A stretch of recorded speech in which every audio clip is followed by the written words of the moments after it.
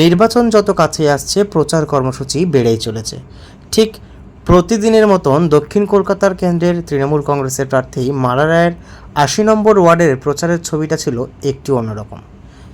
মানুষের জনসমর্থন এদিন বুঝিয়ে দিয়েছে প্রাকৃতিক দুর্যোগ এবং বৃষ্টির ভ্রুকুটির মধ্যেও মানুষ যেভাবে তৃণমূলের পতাকা হাতে নিয়ে এবং এই মিছিলে পা মিলিয়েছিল তাতে বুঝিয়ে দিয়েছে আগামী নির্বাচনে দক্ষিণ কলকাতা কেন্দ্র থেকে আবারও পুনরায় মালা রায় বিপুল ভোটে জয়যুক্ত হবে, যে কথা বলেছেন ৮০ নম্বর ওয়ার্ডের পৌরপিতা আনোয়ার খান।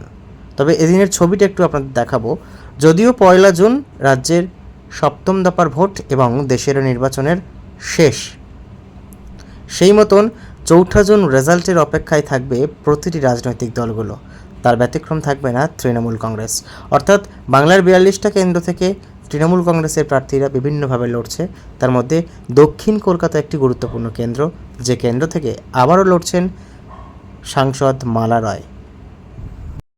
এই ৮০ নম্বর ওয়ার্ডে তারা ১০ বছরে যেভাবে ঠকেছে, ১৪তে মানুষ বিশ্বাস করে দিয়েছিল মোদিকে, ১৯ সালেও দিয়েছে কি আজ আমাদের ঘরের বাচ্চাদের কি চাকরি হবে, রোজগার হবে, কিছু হয়নি।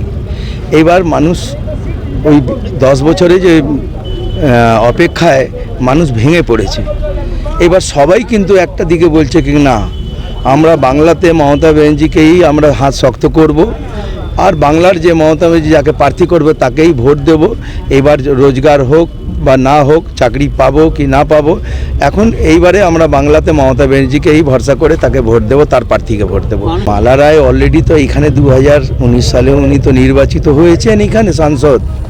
আর তার সাথে সাথে ওনার একটা পরিচয় আছে কি বহুদিন দীর্ঘদিন থেকে মানুষ ওনাকে চেনে, ব্যবহার, তার কথাবার্তা, সমস্ত মানুষ ওনাকে ভালোবাসে।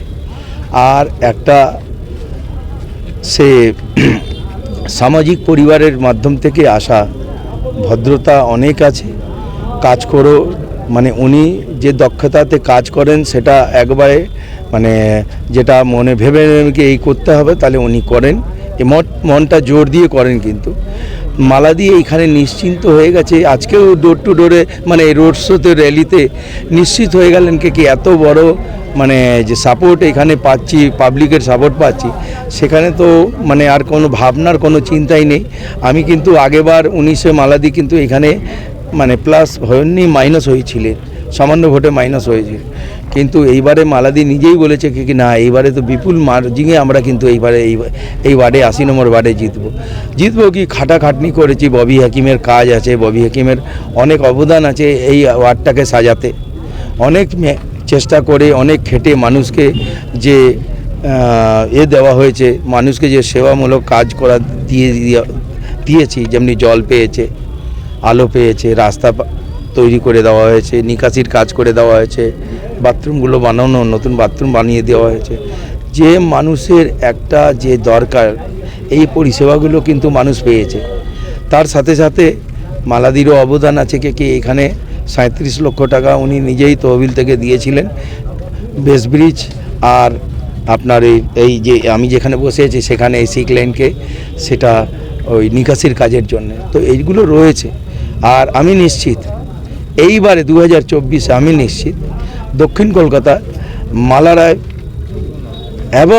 অ্যাবভ মার্জিনে বিপুল পরিমাণে কিন্তু এইবারে জিতবে। সবাই বলছে আমার ওয়ার্ড জিতলো মানে ভেবে নেবে কি পুরো ৬০খানা ওয়ার্ড জিতবে। কেন এই ওয়ার্ডটা হচ্ছে হিন্দি ভাষাভাষী ওয়ার্ড।